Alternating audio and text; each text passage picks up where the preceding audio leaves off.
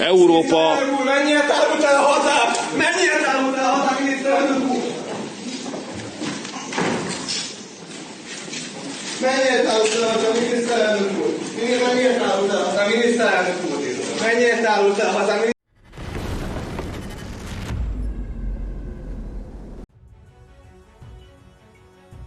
As Warthog Defense reported, video clips emerged on social media on Saturday, October. 5 showing a Russian Su-57 twin-engine stealth multi-role fighter aircraft shooting down an experimental Sukhoi S-70 Okhotnik Hunter unmanned combat aerial vehicle, which it was escorting after it began to malfunction. According to radio intercepts from the Russian Flight Control Center, the drone did start to malfunction, and when the Su-57 pilot was unable to regain radio control and concerned that the drone was about to enter Ukrainian-controlled airspace, he was ordered to use a short-range air-to-air missile to bring it down. The drone crashed in Kostiantynivka and, contrary to reports on the day, the drone crashed in an area controlled by the Ukrainian armed forces, who recovered the wreckage and took it away for investigation. Initial assessments suggest that, as so often during the ongoing war with Russia, Moscow's claims about the advanced technology and capabilities of their latest weapons are found to be overstated. This seems to be the case with the S-70, which the Kremlin has touted as the unmanned, stealthy wingman to its 5th-generation Su-57 multi-role fighter aircraft. Initial examination appears to reveal that it does not include stealth materials and manufacturing tolerances, nor contain AI-powered communications or guidance systems. According to a Ukrainian expert cited by the military issues website Defense Blog, saying the UCAV was nowhere near as sophisticated or advanced as advertised, saying, "This is no advanced combat drone. It's more like a glider equipped with basic flight capabilities and radio controls." While much of the wreckage was damaged by fire after it crashed into a house on the ground, much potentially useful technical intelligence has already been obtained, including one almost intact wing. The remains of a Russian UMPB D-30S N 250 kg 550-pound aerial glide bomb was found among the wreckage, which could be one of the S-70's supposed 2.8-ton payload of guided and unguided missiles and bombs is said to carry. The fact that the S-70, which with the Su-57 were based at the Akhtubinsk Air Base, located about 600 kilometers, 375 miles from the front line, was carrying at least one live bomb, suggests this was more than just an operational test flight. The mission was likely to test its capabilities in a live-firing combat situation.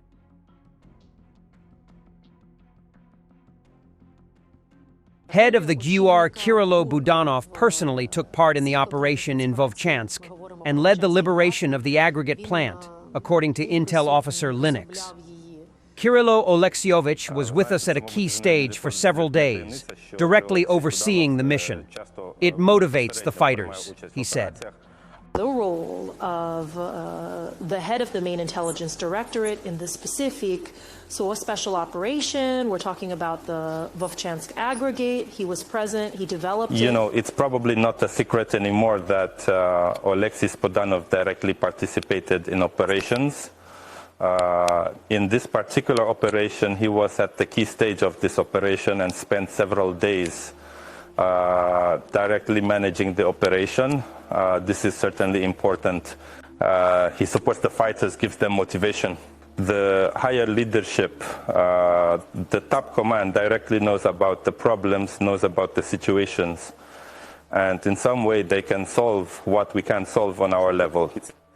And this still yields high results in our operations.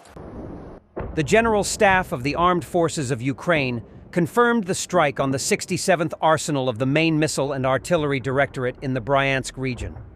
According to their information, the warehouse contained ammunition for missile and artillery systems, including those received from North Korea, as well as guided aerial bombs. A significant portion of these were stored in open areas. According to Russian military bloggers, Russia's efforts to block platforms like Discord are not fully effective in areas where alternative internet solutions like Musk's Starlink are in use. For military personnel, particularly those using Starlink in Ukraine, this would bypass Russia's domestic internet controls, allowing continued access to platforms like Discord despite local bans. Starlink, being a satellite-based internet service, isn't reliant on traditional Russian internet infrastructure, which explains why Russian forces in Ukraine might still have access to Discord. However, in Russian-controlled regions, such as Kursk, where Starlink coverage is limited, local internet restrictions remain effective. Russian military bloggers are expressing frustration over drone operators being unable to use their equipment due to Discord being blocked. The platform was used to stream live drone video feeds to headquarters, and the disruption has affected dozens of these streams, effectively reverting operations to March 2022 levels. They've described the block as the most damaging action possible. This is what is happening when you don't have advanced technology and you think you are superpower. Neither Putin nor Zelensky want peace. Both believe that time is working for them, says Hungarian Prime Minister Viktor Orban. So both leaders in Ukraine and in Russia as well are strongly convinced that the time is on their side. Both. So they are not ready to make any compromise and to make peace. That was not my impression. They will present again and again the so-called winning plans, the plans of victory. So they would not like to have ceasefire and peace. They would like to continue to fight, which is bad for Europe. I'm not concentrating on what is the interest of Ukraine or Russia. I'm speaking from the vantage point of Europe. So from the European point of view, our interest is to have at least a ceasefire.